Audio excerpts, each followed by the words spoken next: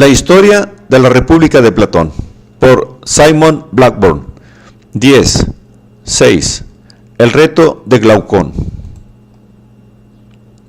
Y no diremos que la justicia y lo que vuelve justa a la ciudad consiste en que la actuación de estas tres clases, los negociantes, los auxiliares y los guardianes, se mantiene en los límites de su función dentro de la ciudad y no los traspasa. 434c.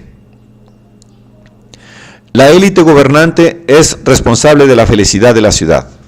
Platón es muy realista en su visión de las causas del disentimiento y de la fragmentación de las comunidades, y atribuye un lugar central a las diferencias de riqueza y de realización sexual.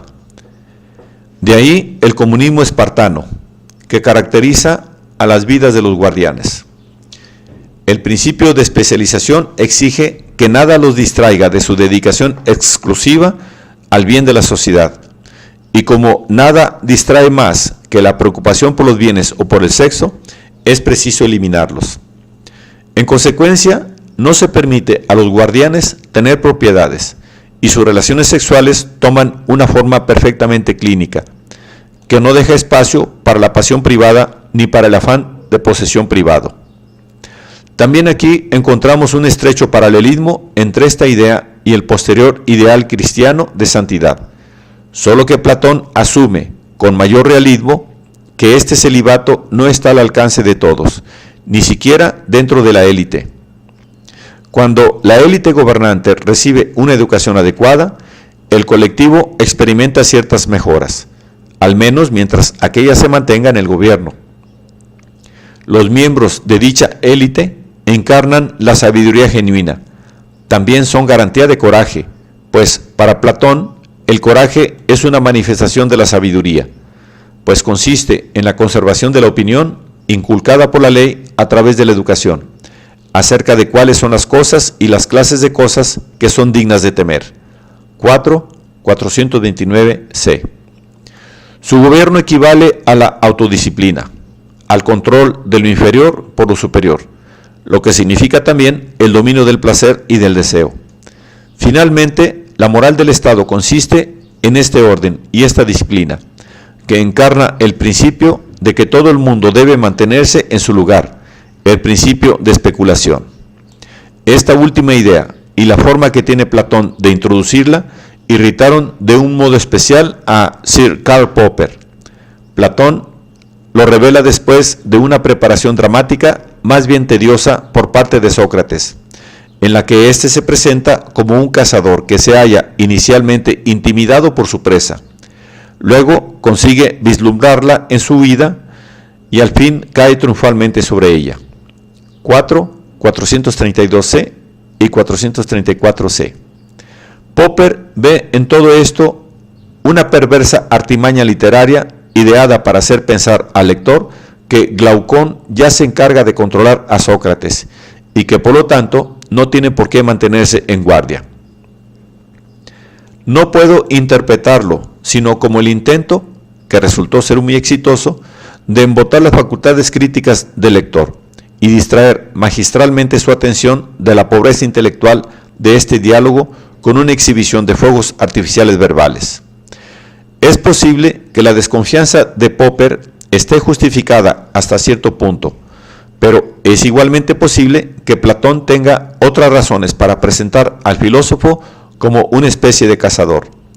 Platón es muy consciente de que algunas personas tenderán a ver al filósofo como un pusilánime. 5, 449e, 550b. Por lo que difícilmente puede considerarse accidental que describa la investigación filosófica en términos que sugieren valor y destreza. La idea de que la clave de la moral sea el principio de especialización, ya sea a nivel individual o colectivo, dista mucho, ciertamente, de resultar atractiva.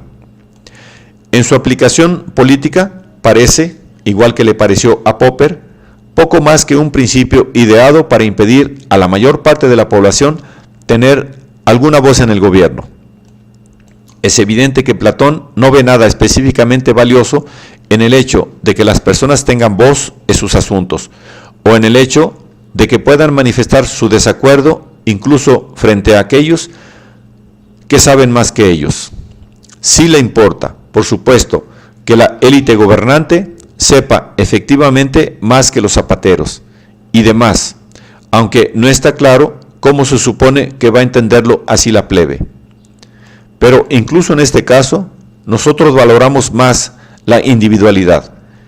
La tiranía de los que saben no deja de ser una tiranía.